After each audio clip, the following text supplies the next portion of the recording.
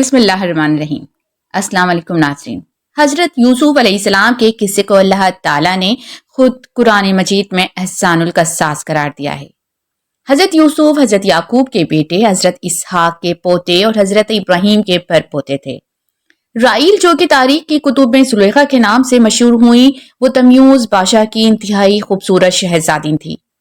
علامہ ابن کثیر لکھتے ہیں کہ 9 سال کی عمر میں زلیخا نے حضرت یوسف کو خواب میں دیکھا تھا۔ کچھ سال بعد انہیں دوبارہ حضرت یوسف عزیز مصر کے روپ میں نظر آتے ہیں۔ آپ یہ سمجھنے لگتی ہیں کہ شاید حضرت یوسف ہی عزیز مصر ہیں۔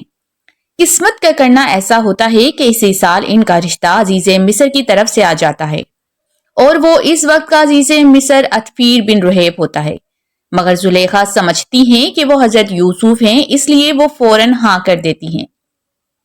اب انہیں شادی کی رات معلوم ہوتا ہے کہ یہ وہ نہیں ہیں جو انہیں خواب میں نظر آتے تھے۔ شادی کے کچھ عرصے بعد حضرت یوسف بازار مصر میں بکنے کے لیے آ جاتے ہیں۔ ان کا شوہر عزیز مصر عطفیر بن رحیب انہیں خرید کر اپنی بیوی کو لا کر دیتا ہے اور کہتا ہے کہ اسے بہت عزت اور احترام کے ساتھ رکھو، شاید یہ ہمارے کام آئے یا ہم اسے اپنا بیٹا ہی بنا لیں۔ وقت گزرتا گیا اور حضرت یوسف علیہ السلام جوان ہوئے۔ وہ حسن و جمال کی ایسی مثال تھے کہ دیکھنے والا حیران رہ جاتا تھا۔ عزیز مصر کی بیوی پہلے ہی یوسف کے حسن کی دیوانی تھی۔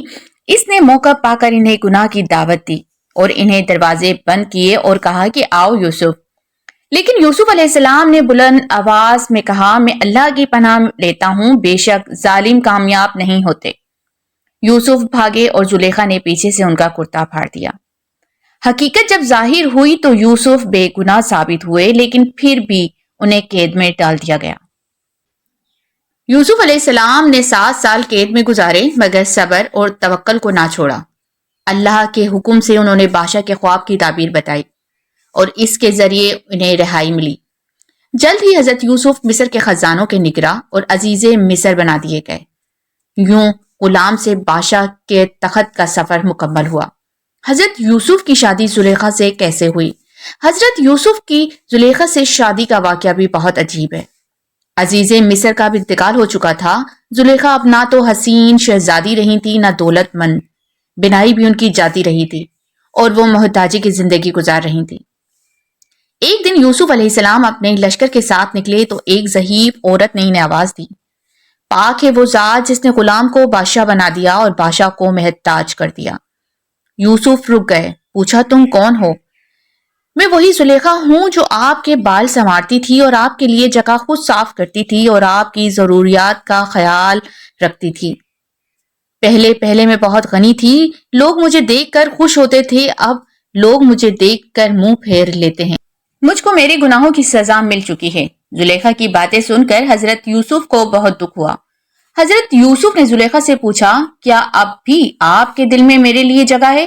تو زلیخا نے کہا، ابراہیم کے رب کی قسم، مجھے آپ کی طرف دیکھنا اب بھی دنیا بھر کے خزانوں سے زیادہ عزیز ہے۔ آپ وہاں سے چلے گئے۔ پھر کچھ وقت کے بعد حضرت یوسف نے زلیخا کو پیغام بھیجا کہ اگر تم راضی ہو تو میں تم سے نکاح کرنا چاہتا ہوں۔ اس طرح زلیخا کی شادی حضرت یوسف علیہ السلام سے ہو گئی۔ حضرت یوسف علیہ السلام کی دعا سے زلیخا کی بنائی اور ان کی جوانی ان کو لٹا دی گئی۔ شادی کے بعد زلیخا کی زندگی ہی بدل گئی۔ وہ دن رات عبادت میں مشغول رہتی تھیں اور کہتی تھیں، پہلے میں یوسف کی محبت میں دیوانی تھی، مگر اب مجھے اللہ کی محبت نصیب ہو گئی ہے۔ پھر ایک دن حضرت یوسف نے ان سے پوچھا کہ آپ تو میری محبت میں دیوانی تھیں۔ تو زلیخا نے جواب دیا کہ میں اس وقت حقیقی عشق سے نا آشنا تھی، اب مجھے کیونکہ عشق کی حقیقت معلوم ہو چکی ہے تو اب مجھے اپنے اور اپنے رب کے درمیان کسی بھی شے کی محبت گوارا نہیں۔ نکاح کے بعد اللہ تعالیٰ نے آپ کو 2 بیٹے عطا فرمائے۔